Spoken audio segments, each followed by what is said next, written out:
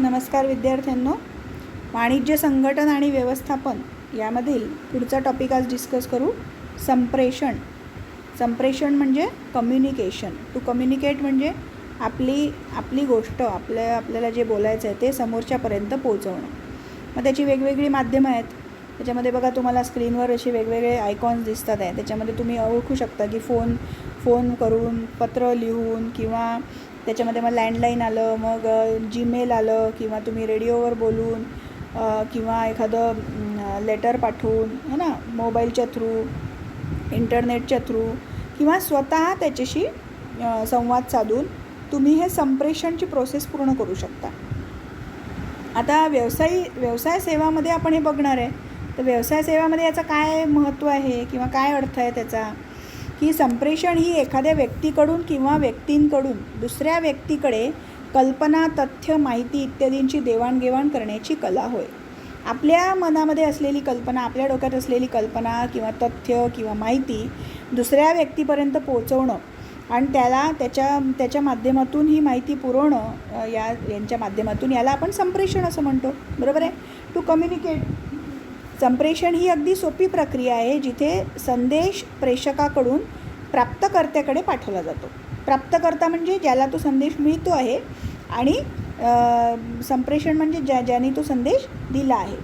प्राप्तकर्ता संदेश प्राप्त झाल्यानंतर इच्छित पद्धतीने समजून घेऊन कार्य करू शकतो.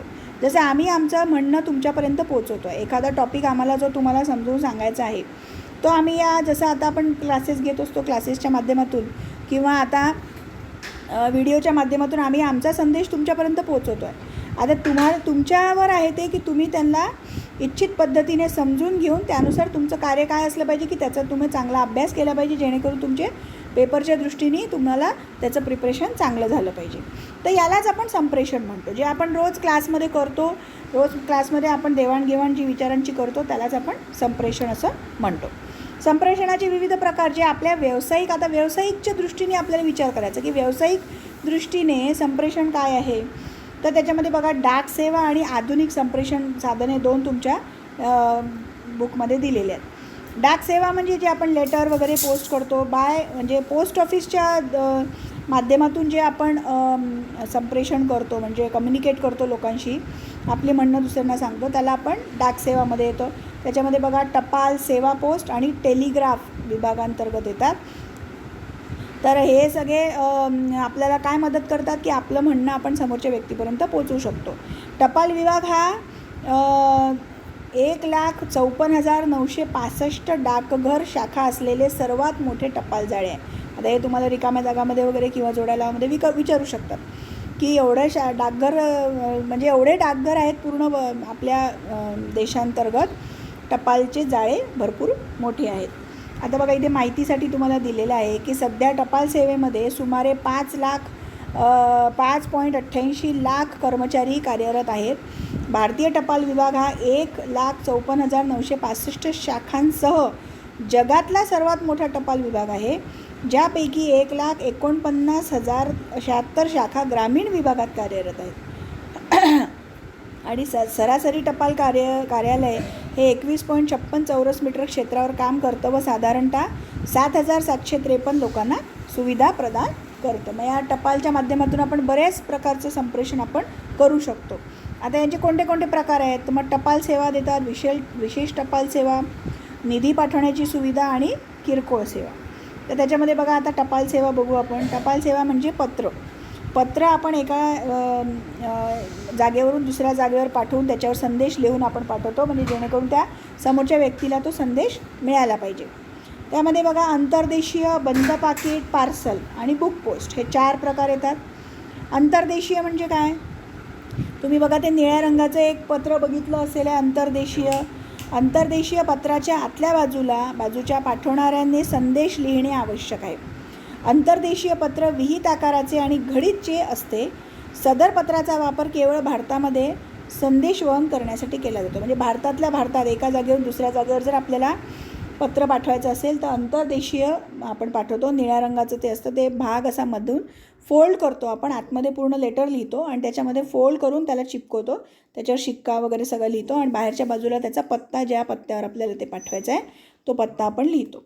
तर ते झालं अंतर्देशीय. बंद पाकिट म्हणजे जसं आपण एन्व्हलप जे करतो, एन्व्हलपमध्ये आपण एखाद्या कागदावर लेटर लिहिलं आणि ते एन्व्हलपच्या आतमध्ये टाकून त्याला आपण पॅक केलं, चिपकवून टाकलं आणि त्यावरती त्याच्या आपण त्याचा पत्ता लिहिला, त्याच्यावर सुद्धा आपल्याला तिकीट वगैरे लावावं लागतं.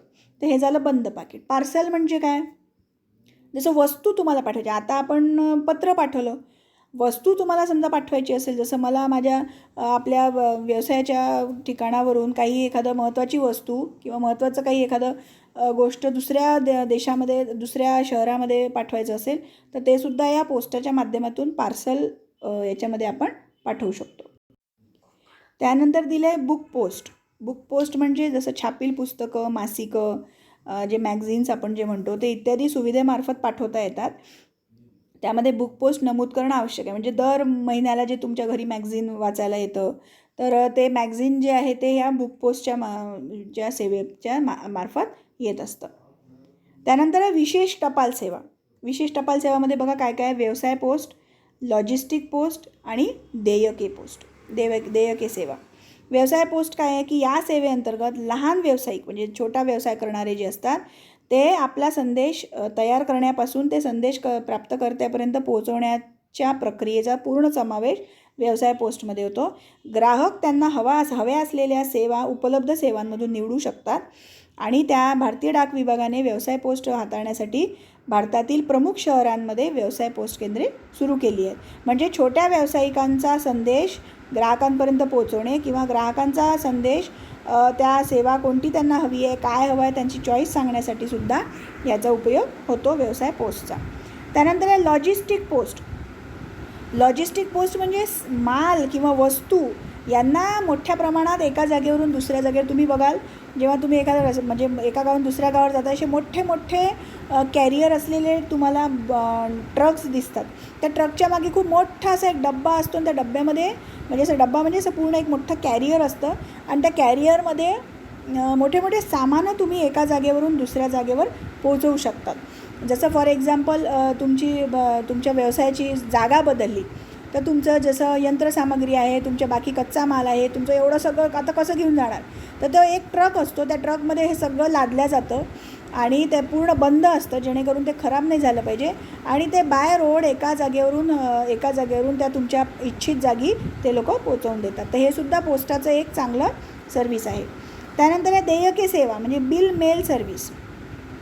यामध्ये देयके म्हणजे तुमचे बिलं जे असतात, वित्तीय निवेदने, मासिक खाते देयके, म्हणजे जसं आता आपण हे जे तुमचे भागधारक असतात त्या भागधारकांना आपल्याला कसं आहे वर्षाच्या शेवटी आपला हिशोब कंप्लीट झाला, आपलं अकाउंटिंग कंप्लीट झालं की तुम्हाला त्यांना बॅलन्स शीटची एक कॉपी पाठवावी लागते की तुम्ही बॅलन्स शीट बरोबर करताय किंवा काही देयके त्यांना द्यायची असतील, घ्यायची असतील तर हे सगळेसुद्धा देयके सेवा यामध्ये करू शकतो. एका वेळी पाठवण्याच्या दस्तऐवजांची संख्या किमान 5000 असते. म्हणजे हे जे दस्तऐवज किंवा कागदपत्र आपण एका जागेवरून दुसऱ्या जागेवर पाठवतो आहे त्याची जास्तीत जास्त संख्या 5000 असली पाहिजे. डाक विभाग ग्राहकांच्या दिलेल्या पत्त्यावर दस्तऐवज पोहोचवण्याचे काम करतो. म्हणजे हे जे डॉक्युमेंट्स आहे जे तुम्हाला तुमच्या व्यवसायामार्फत घ्यायचे आहे किंवा द्यायचे आहे तर हे डाक विभाग तुम्हाला ते पोहोचवून देऊ शकतो. त्यानंतर तिसरं होतं निधी सुविधा पाठवण्याची सुविधा. म्हणजे आपण पैसेसुद्धा पाठवू शकतो. आता याच्यामध्ये इलेक्ट्रॉनिक निधी हस्तांतर आहे. जसं सुविधेअंतर्गत मनी ऑर्डरमध्ये ज्यांचे नाव निर्देशित केले अशा व्यक्तीस रक्कम अदा करण्यासाठी डाकघराने जारी केलेली सूचना याला मनी ऑर्डर असे म्हणतात. हे मनी ऑर्डर आपण डाक विभागाच्या मदतीने आपण एका जागेवरून दुसऱ्या जागेवर पाठवू शकतो. त्याचं नाव, ॲड्रेस सगळं दिलेलं असतं त्यामध्ये आणि जेव्हा तो त्याला पैसे सुपूर्द करतो आपल्याला ते पैसे ॲक्च्युली डाक विभागात भरावे लागतात. जेव्हा तो डाक विभागाचा जो पोस्टमन असतो तो जेव्हा त्या व्यक्तीपर्यंत पोहोचतो तो त्याला त्या पैसे तो देतो आणि त्याची सही घेतो. तर अशा पद्धतीने या सुविधेद्वारे आपण काय करतो, पैसे पाठवण्याचा फायदा म्हणजे निर्देशित व्यक्तीला त्याच्या घरी किंवा अथवा मुक्कामी पैसे मिळू शकतात. तर हे सुद्धा एक डाक विभागाचं खूप चांगलं काम आहे. तसंच त्वरित निधी सेवा.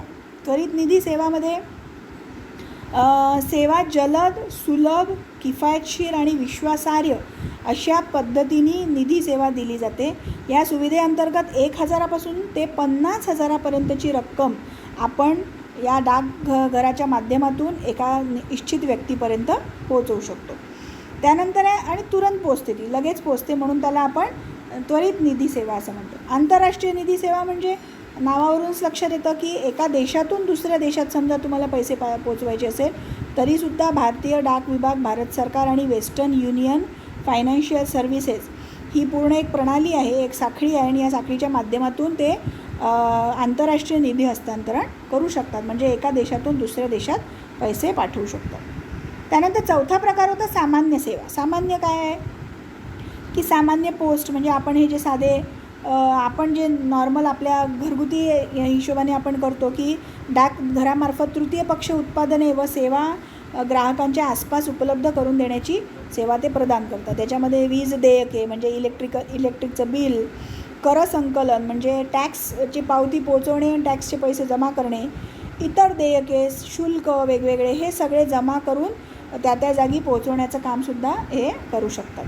त्यानंतर ई पोस्ट म्हणजे काय की ही सुद्धा एक ई पोस्ट आता ही नवीन सुरू झाली आहे. या माध्यमातून 1,55,000 डाकघरांमार्फत ग्राहक भारतातील कोणत्याही पत्त्यावर विविध प्रकारचे संदेश पाठवू शकतात. यामध्ये तो संदेश संगणकीकृत असतो म्हणजे कम्प्युटराइज्ड संदेश असतो. त्याची छापील प्रत ही सदर इच्छित स्थळी वितरित केली जाते. भारतीय डाक विभागाबरोबर करार व सहकार्याने मोठ्या आस्थापना विविध प्रकारची कार्ये पार पाडत असतात. म्हणजे मोठे मोठे जे व्यावसायिक असतात ते असं जर काही छापील डॉक्युमेंट म्हणजे जे ईमेल पाठवले आहे पण आपण म्हणतो ना हार्ड कॉपी आपल्याला पाठवावी लागते, तर ती हार्ड कॉपीसुद्धा या पोस्टाच्या माध्यमातून आपण पाठवू शकतो. त्यानंतर या पोस्ट ऑफिसच्या याच्यामध्ये दुसरा प्रकार होता ई पोस्ट, ज्याला म्हणतात ई पोस्ट ऑफिस. म्हणजे आधुनिक संप्रेषणामध्ये आधुनिक काळामध्ये इलेक्ट्रॉनिक म्हणजे जे कम्प्युटराइज्ड पद्धतीने संप्रेषण करणे किंवा कम्प्युटराइज्ड पद्धतीने कम्युनिकेशन करणे, आपली गोष्ट दुसऱ्यापर्यंत पोहोचवणे, आपली वस्तू दुसऱ्यापर्यंत पोहोचवणे हे एक सुरू झालेलं आहे. त्यामध्ये आता आधुनिक संप्रेषणाची वेगवेगळी साधने आपल्याला बघायची आहेत. तर पहिलं साधन बघा कुरिअर सेवा. कुरिअर सेवा तर आपण नेहमी वापरतो. 2 किंवा अधिक पक्षांमध्ये वस्तूंच्या देवाणघेवाणीसाठी जबाबदार असलेली एखादी व्यक्ती किंवा संस्था कुरिअर सेवा म्हणून ओळखली जाते. म्हणजे मला समजा माझ्या घरून दुसऱ्या तुमच्या घरापर्यंत समजा मला नोट्स पोचवायचे असतील तर मी काय करीन, या कुरिअर कंपनीमध्ये जाईन किंवा या डाक सेवेच्या कुरिअर व्यवस्थेमध्ये जाईन आणि त्यांना सांगीन की मला हे नोट्स माझ्या या विद्यार्थ्यांपर्यंत पोचवून द्यायचे आहे, तर ते तुमच्या घरापर्यंत ते तुमचे नोट्स तुम्हाला पोचवून देऊ शकतात. तर अशा पद्धतीने हे वेगवान आणि सुरक्षित ते वस्तू तुमची पोचवल्या जाते, त्याला म्हणतात कुरिअर सेवा. त्यानंतर आहे इंटरनेटसुद्धा हे कम्युनिकेशनचं एक चांगलं माध्यम झालेलं आहे. आपण त्यामध्ये ईमेल पाठवू शकतो, मेसेजेस करतो एकमेकांना, साधा मेसेजेस जाऊ शकतो किंवा आपण व्हॉट्सअप वगैरे या माध्यमातून जे आजकाल सोशल नेटवर्किंग सुरू झालेलं आहे त्या माध्यमातूनसुद्धा आपण इंटरनेटचा वापर करून वेगवेगळ्या पद्धतीने ही संगणक एकमेकांशी जोडले गेलेले असतात आणि या संगणकातून आपण हे मेसेजेस पाठवू शकतो. हे सुद्धा आपल्याला व्यावसायिक सेवामध्ये फार कामाचं असतं. समजा एक आपली जी ब्रांच आहे आपल्या व्यवसायाची ती पुण्यामध्ये आहे आणि दुसरी मुंबईमध्ये आहे, तर आपल्याला पुणे ते मुंबईमध्ये जो मेसेज पाठवायचा तो इंटरनेटच्या माध्यमातून आपण डायरेक्ट त्यांच्या कम्प्युटरवर पोहोचवू शकतो. आणि त्यानंतर आहे ईमेलही आपण आता पुष्कळजणं वापरतात. तुम्ही वापरत नसाल तर तुम्ही खरंच तुमचा ईमेल ॲड्रेस तयार करा आणि तो वापरा, जेणेकरून तुम्हाला त्याची सवय होईल. विविध इलेक्ट्रॉनिक उपकरणे वापरून विविध प्रकारचे संदेश एकमेकांमध्ये देवाणघेवाण करण्याच्या प्रक्रियेला ईमेल असं म्हणतात. ईमेल म्हणजे आपण साधं जसं पत्र लिहितो ते कागदावर लिहितो आणि पाठवतो. हे ईमेल म्हणजे तुम्ही इलेक्ट्रॉनिक पद्धतीने कम्प्युटरवर ते पत्र लिहिता आणि ते ईमेलच्या म्हणजे इंटरनेटच्या थ्रू इच्छित व्यक्तीपर्यंत पोहोचवतात. आता त्याचा ॲड्रेस कोणता, तुम्हाला घराचा ॲड्रेस नाही द्यावा लागत, तुम्हाला त्याचा ईमेल ॲड्रेस द्यावा लागतो. ईमेल ॲड्रेस दिल्यानंतर त्या ईमेल ॲड्रेसपर्यंत म्हणजे त्याच्या फोन, आजकाल तर फोनमध्ये सगळं इंटरनेट वगैरे आपण हँडल करतो, फोनपर्यंत किंवा कम्प्युटरपर्यंत तुम्हाला तो संदेश पोचवता येतो आणि त्याला त्याचं नोटिफिकेशन मिळत असतं की हा एक कोणता तरी संदेश आलेला आहे आणि तो उघडतो तेव्हा आपला संदेश त्याच्यापर्यंत पोचवू शकतो. त्याला रिप्लाय करायचा असेल तो त्याला परत आपल्याला उलटा संदेश आपल्याला पाठवायचा असेल तर त्याच माध्यमातून तो पाठवू शकतो. तर अशा प्रकारचे हे संदेश असतात. आता याच्यामध्ये सर्व्हर्स असतात वेगवेगळे, कम्प्युटरमध्ये लागलेले जे वेगवेगळे सर्व्हर्स असतात, या सर्व्हर्सच्या माध्यमातून हे संदेश स्वीकारले जातात, वाचले जातात आणि परत संग्रहितही केले जातात. म्हणजे आपण सेव्ह करून ठेवू शकतो काही महत्त्वाचे संदेश आणि परतसुद्धा आपण त्यांना कोणाला दुसऱ्यांना पाठवू शकतो. तर अशावेळी सदर प्रणालीचा वापर करताना संदेश स्वीकारणाऱ्याला त्यावेळी हजर असणं आवश्यक नाही, कारण की तो संदेश जो आलेला आहे तो कम्प्युटरमध्ये सेव्ह केलेला असतो, संग्रहित केलेला असतो. त्यामुळे तिथे तो असेल नसेल, त्याचा कम्प्युटर ऑन असेल नसेल, पण जेव्हाही तो कम्प्युटर ऑन करेल तेव्हा त्याला तो संदेश मिळेल. तर अशा पद्धतीची ही ई पोस्ट सेवासुद्धा आपण आजकाल वापरतो आहे आणि पोस्ट ऑफिसचं एक महत्त्वाचं कार्य आपण इकडे बघितलं. तर अशा पद्धतीने हे सगळे व्यावसायिक सेवा आपण ज्या बघितलेल्या आहेत त्या आजच्या याच्यामध्ये कंप्लीट झालेल्या आहेत. यानंतर तुम्हाला हे तुलनात्मक अभ्यास आणि फरक स्पष्ट करा हे तुम्हाला दिलेलं आहे तुमच्या बुकमध्ये. यामध्ये जीवन विमा, अग्निविमा, सागरी विमा याच्यामध्ये फरक स्पष्ट करा दिलेला आहे आणि असे खूप सारे फरक इथे दिलेले आहेत. तर हे सगळे तुम्हाला तुमच्या वहीमध्ये लिहून काढायचे आणि त्याचे स्क्रीनशॉट मला पाठवायचे. ठीक आहे. बाकी सगळं पुढच्या व्हिडिओमध्ये बघू.